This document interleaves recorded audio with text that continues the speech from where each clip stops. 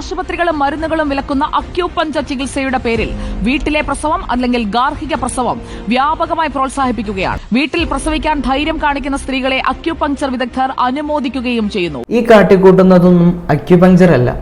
അക്യൂപഞ്ചറിന്റെ പേര് മാത്രം ഉപയോഗിച്ച് ഒരു കൂട്ടം വിമതർ നടത്തുന്ന തെമ്മാടിത്തരങ്ങൾ മാത്രമാണ് നിങ്ങൾ ഈ കണ്ടുകൊണ്ടിരിക്കുന്നത്. യഥാർത്ഥ അക്യൂപഞ്ചർ എന്താണെന്ന് നമുക്കറിയില്ലേ? പരമ്പരാഗത ചൈനീസ് ചികിത്സാ രീതിയിലുള്ള പ്രധാന ചികിത്സാ മുറയാണ് അക്യുപങ്ചർ. ലോകത്തിന്റെ വിവിധ ഭാഗങ്ങളിൽ, ഒരുപാട് രാജ്യങ്ങളിൽ അതിൻ്റെ തനതായ രീതിയിൽ ഇന്നും അക്യുപങ്ചറിനെ കൊണ്ടു നടക്കുന്നുണ്ട്. നമ്മുടെ കൊച്ചു കേരളത്തിലും അത്തരത്തിൽ ഒരു സംഘം തന്നെയുണ്ട്. എന്നാൽ അങ്ങനെയുള്ളവർക്കൊക്കെ മാനക്കേടുണ്ടാക്കുന്ന രീതിയിലാണ് ഈ കൂട്ടം പ്രവർത്തിച്ചുകൊണ്ടിരിക്കുന്നത്.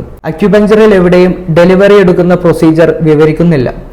ആ ഒരു രീതി നമ്മൾ ആരെയും പഠിപ്പിക്കുന്നുമില്ല.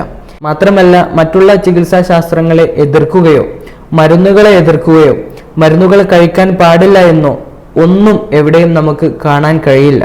ഇതൊക്കെ ഇവിടെയുള്ള ചില അല്പന്മാർ കൂട്ടിച്ചേർത്ത് ജനങ്ങളെ ബ്രെയിൻ വാഷ് ചെയ്തിട്ടുള്ള കാര്യങ്ങളാണ്. യഥാർത്ഥ അക്യുപങ്ചറിൽ ആ രീതിയിലുള്ള ഒരു നയങ്ങളും നമുക്ക് കാണാനില്ല. അക്യുപങ്ചറിന്റെ കൃത്യമായിട്ടുള്ള ഫിലോസഫികളെ പോലും ഇവർ അംഗീകരിക്കുന്നില്ല.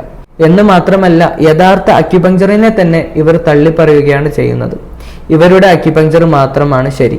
ജനങ്ങൾക്ക് കൃത്യതയില്ലാത്ത അശാസ്ത്രീയമായിട്ടുള്ള വിവരങ്ങൾ കൈമാറി അവരെ കൃത്യമായ ചികിത്സയിൽ നിന്ന് കൺവേർട്ട് ചെയ്ത് വലിയ രീതിയിലുള്ള രോഗികളാക്കി മാറ്റുക എന്നുള്ളതാണ് ഇവർ ചെയ്തുകൊണ്ടിരിക്കുന്നത്.